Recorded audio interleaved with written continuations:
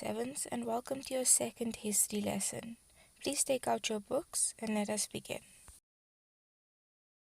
We are going to continue on page 132. Subtopic 3, Slavery in the American South. Unit 1, Plantations, Tobacco, Rice, Sugar, Cane, and Cotton. The Formation of the United States of America. In grade 6, you learned that the European voyages of exploration and conquest changed the whole world forever. Britain was one of the countries that colonized other parts of the world. One of the places where the British government set up colonies was on the east coast of what is today the United States of America. These first colonies were referred to as the 13 colonies. Indigenous Americans lived in North America long before the British arrived. The British used force and violence to conquer and colonize their lands. The British had more powerful weapons than the indigenous people of America and killed the people who resisted them. The colonizers also brought diseases like smallpox, measles, and flu with them. Indigenous people did not have immunity to these diseases, and many of them died from them. Colonists did not have enough people to work for them, so soon after they settled in America, they imported slaves from West Africa to work for them.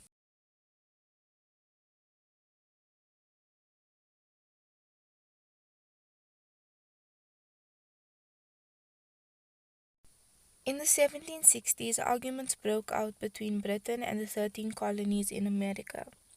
The disagreements were not resolved, and war broke out between the colonists in the 13 colonies and their British rulers. The colonists declared their independence from Britain in 1776.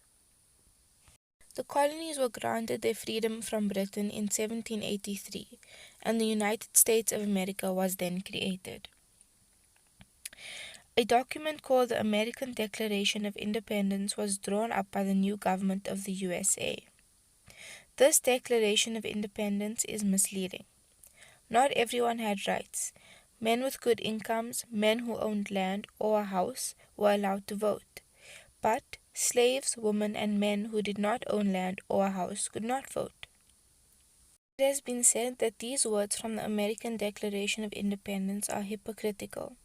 Hypocrisy is when you pretend to have beliefs that you really don't. Why would this be hypocritical, grade 7s? If you think about it, if everything is supposed to be equal, and the Declaration of Independence is supposed to state equality of all, but only certain people are allowed to vote, and only certain people's rights are protected, but not everyone's is, that is a form of hypocrisy, because not everyone is treated the same when it is stated that they would be. Plantations in the American South. American colonists moved south and west. In the southern states, colonists established big farms called plantations. The owner of a plantation was a wealthy white farmer who owned black slaves. Slaves were brought so that they could do all the hard work on the plantations. Products like tobacco, rice, sugar cane, and cotton were grown on these plantations. These products are called cash crops because they are sold for a profit and are not farmed to be used or eaten immediately.